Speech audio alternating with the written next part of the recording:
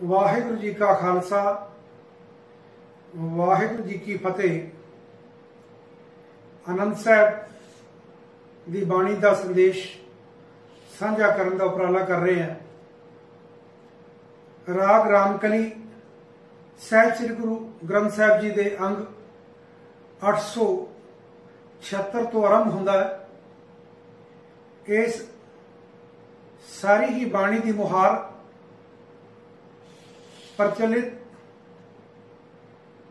उदासी सन्यासी जोगी आदि धर्मां दे विच वरतियां जाण वालियां अध्यात्म की निशानियां नूं गुरु साहब ने प्रभु प्रेम नाल जोड़न दा यह संदेश इस बाणी राही सानू दिता। तीसरे पातशाह ने प्रचलित धार्मिक मनोता शब्दावली अते प्रभु नूं संबोधन करने वाले सारे ही प्रचलित नामां दी खुल दिली नाल वरतों करते हुए साहिब श्री गुरु नानक साहब जी दे शब्द अते सुरत दे सिद्धांत नूं स्थापित किया अते यह दृढ़ कराया कि आनंद की प्राप्ति गुरु राही भाव गुरबाणी राही ही होनी है। आनंद की प्राप्ति गुरबाणी राही होनी है। प्रचलित सन्यासी उदासी जोगी इस मत दियां आध्यात्मिक निशानियां जिवें झोली खप्पर कन्नी मुंदरा माला तीरथ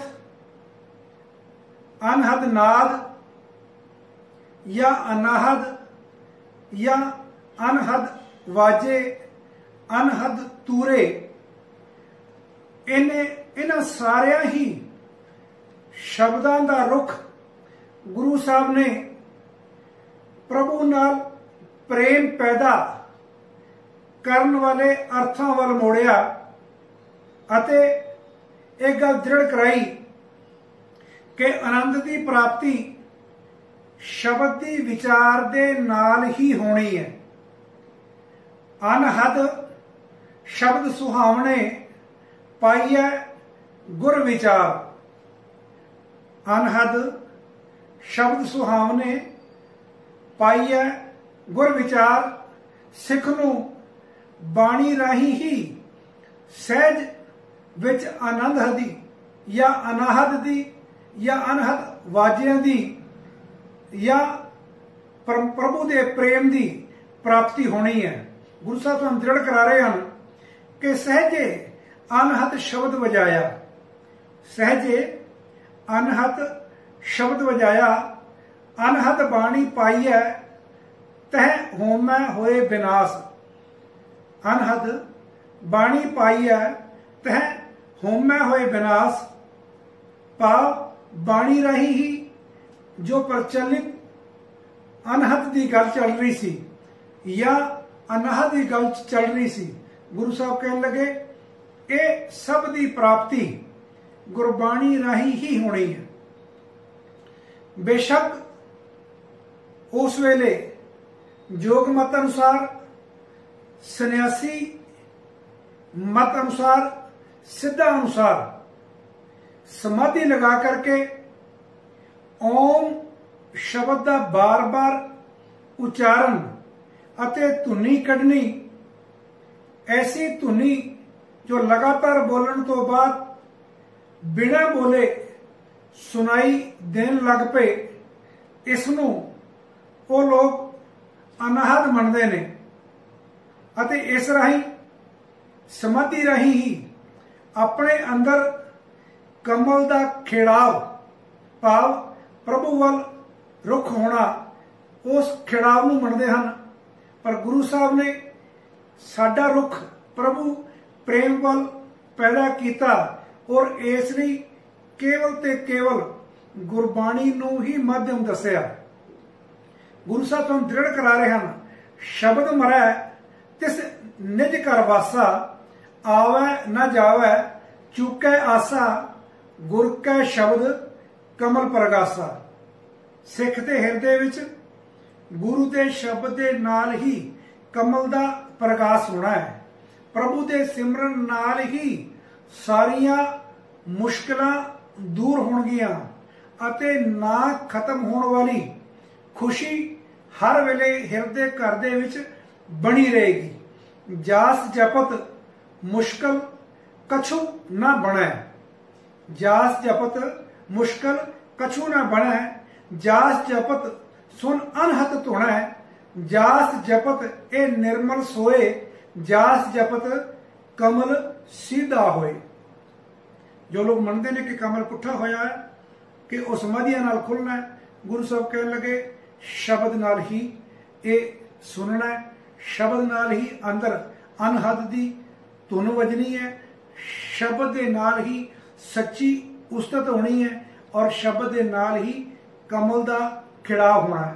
आनंद साहब की सारी बाणी का यह सार है कि सारे ही भरम भुलेखे क्रियावां या कर्म कांड छड़ के केवल ते केवल गुरबाणी नाल ही, गुरबाणी दी सिक्ख्या नूं मन बच कर्म दे विच धारण करन नाल ही आनंद दी अवस्था प्राप्त होंदी है।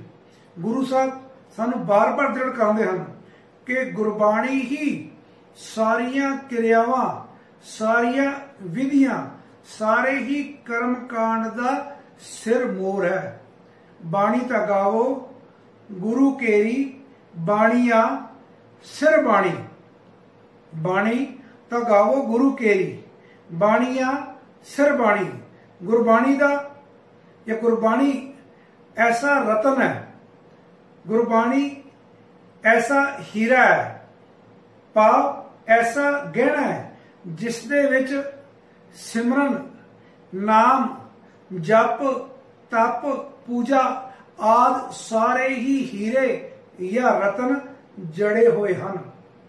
गुरबाणी तो बाद होर किसी क्रिया कर्म दी, जप तप पूजा दी लोड़ बाकी नहीं रह जाती। गुर का शब्द रतन है, हीरे जित जड़ाओ। गुरु साहब दृढ़ करा रहे हैं कि शब्द एक ऐसा रतन है जिहदे विच नाम दे, सिमरन दे, जप तप पूजा दे सारे ही हीरे जड़े हुए हैं। सो दृढ़ करो बाणी गुरु, गुरु है बाणी, विच बाणी अमृत सारे, गुरबाणी कह सेवक जन मानै, परतख गुरु निस्तारे। जोग मत अनुसार अखां, कन, नक आदि नूं चंगी तरह बंद करके बाहरी आवाज़ों तो मुक्त होकर के किसी धुनी राही धुनी नूं अलाप के या बिना धुनी दे अलाप तो ही अपने अंदरों आवाज़ों नूं सुनना। ये आवाज़ां कदी डरावनियां, बदलों की गड़गड़ वर्गियां, कदी सुहावनियां लगदियां ने, जिन्हां की तुलना किंगरी, बीना, मुरली या कट्ठे ही पंज नाद उन्हां नाल कीती जाती है। ये आवाज़ जो सुहानी लगती है, इहदे नाल आनंद मिलता है और इनू वजाण वाला कोई दिसदा नहीं, इसनू अनाहत किया जाता है। ऐसे अभ्यासियों नू नाद बड़े लंबे अभ्यास तो बाद सुनता है तो बहुतियां नू सुनता भी नहीं। जोगियां दा यह धार्मिक तरीका है, इस तरह की क्रियाक्रम अभ्यास नाल वो अनाहत की प्राप्ति करते हैं। गुरु साहब ने इस राह सानू नहीं तोरिया, इत्थे ही दृढ़ कर लीए कि सिक्खी या गुरमत किसी एक नाद या पंचनाद या रागां की गिनती मिणती प्रवान नहीं करती। रागां की गिनती मिणती, नादां की गिनती मिणती अते जिहड़े साधना राही ये आवाज़ निकलती है वो भी उन्हां दी भी गिनती मिणती प्रवान नहीं करती। आपां रोज दृढ़ करते हैं, वाजे नाद अनेक असंखा केते वावन हारे। किन्नियां चो आवाज़ां निकलदियां, वाजे नाद अनेक असंखा केते वावन हारे, केते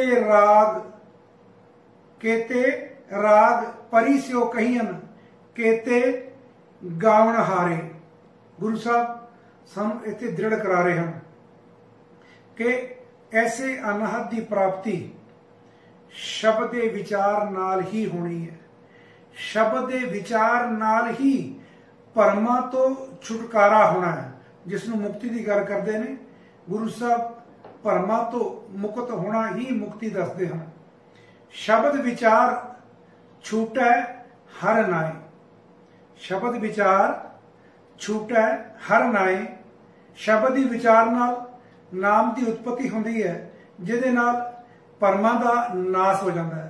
बिन शब्द है अंतर आनेरा, बिन शब्द है अंतर आनेरा, ना वस्त लह ना चूकै फेरा।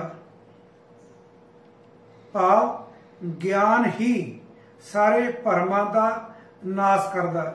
गुरु साहब ने दृढ़ कराया कि सारे ही दुखों की या सारे ही समस्यावां का इको एक साधन है, वो इको एक चाबी है जिहड़ी गुरु दे कोल है। गुरु भाव गुरबाणी। सतगुर हथ कुंजी होरथ दर खुलै नाही, गुर पूरै भाग मिलावणे। सतगुर हथ कुंजी होरथ दर खुलै नाही, गुर पूरै भाग मिलावणे। गुरु साहब सानू समझा रहे हैं कि शब्द नाल ही या गुरु दे ज्ञान नाल ही मेरी सुरत जुड़ी हुई है। गुरु का ज्ञान ही या ज्ञान ही गुरु है ते मेरी सुरत उदा चेला है। ज्ञान ही गुरु है ते मेरी सुरत उदा चेला है। शब्द दे विच सुरत जोड़न विच जो आनंद है वो आनंद किधरों होर नहीं मिल सकता। ये प्रतख आनंद की प्राप्ति होंदी है। गुरु साहब कहने लगे ये ही मेरे वास्ते सिंगी नाद का आनंद है, ये ही मेरे वास्ते सिंगी नाद का आनंद है। दोबारा दृढ़ कराया जी कि गुरु का ज्ञान और गुरु के ज्ञान दे विच अपनी सुरत नूं जोड़ना और उस सुरत नूं जोड़न दे विच जो आनंद मिलता है, गुरु साहब कहने लगे ये ही मेरे वास्ते सिंगी नाद है। सुरत शब्द साखी मेरी, सुरत शब्द साखी मेरी, सिंगी बाजै लोक सुनै। सुरत शब्द साखी मेरी, सिंगी बाजै लोक सुनै। पत झोली मांगण कैताई, पिखिया नाम पड़े। पत झोली मंगण कैताई, पिखिया नाम पड़े। बाबा गोरख जागै, गोरख सो जिन गोए उठाली, करते बात न लागै। सो गुरु साहब सानू दृढ़ कराया कि बिन गुर शब्द न छूटिए, देखो विचार। बिन गुर शब्द न छूटिए, देखो विचार। जे लख कर्म कमावही, बिन गुर अंधियार। जे लख कर्म कमावही, गुरु तो बिना हर पासे हनेरा ही हनेरा है। भाव ज्ञान तो बिना हनेरा ही हनेरा है। और गुरु साहब कह रहे हैं कि गुरबाणी ही मेरे वास्ते हर नाद है, हर वेद है, हर ज्ञान है। सब नाद वेद गुरबाणी, दृढ़ करियो, सब नाद वेद गुरबाणी मन राता सारंग पानी, तह तीर्थ वर्त तप सारे, तह तीर्थ वर्त तप सारे, गुर मिलिया हर निस्तारे। जो गुरु मिलता है तो निस्तारा हो जाता है, भाव उस अकाल पुरख की सानू समझ आ जाती है और उस अकाल पुरख नाल एक मिक हो जाता है। सो गुरु साहब अनुसार आनंद की प्राप्ति सतगुरु के मिलन नाल होनी है। शब्द बदल किया ना, सतगुरु मैं पाया, आनंद पाया मेरी माए, सतगुरु मैं पाया।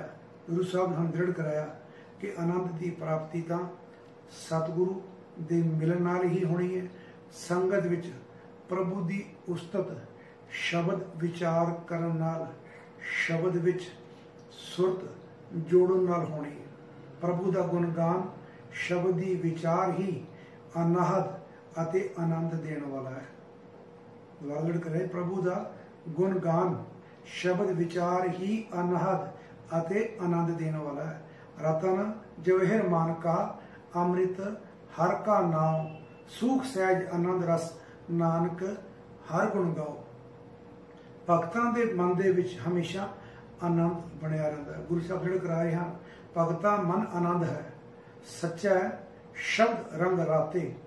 भगतां मन आनंद है, सच्चा शब्द रंग राते, अन दिन गुण गावै सद निर्मल, सहजे नाम समाते। ये तरीका गुरु साहब ने दृढ़ कराया।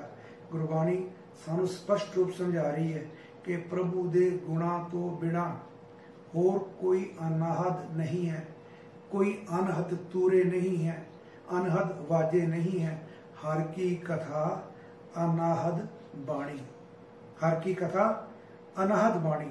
सो गुरु साहब किसी भी प्रचलित रीत नूं जदों नकारते हैं, उन्होंने रिजैक्ट करते हैं, यही तरीका गुरबाणी विच अपनाया गया है। जत सत संयम नाम है, बिना नाम है निर्मल ना होए।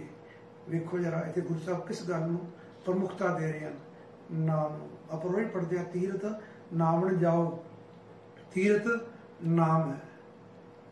इतने गुरु साहब आप समझ सकते हैं कि तीरथ का महत्व दस रहे हैं या नाम का महत्व दस रहे हैं।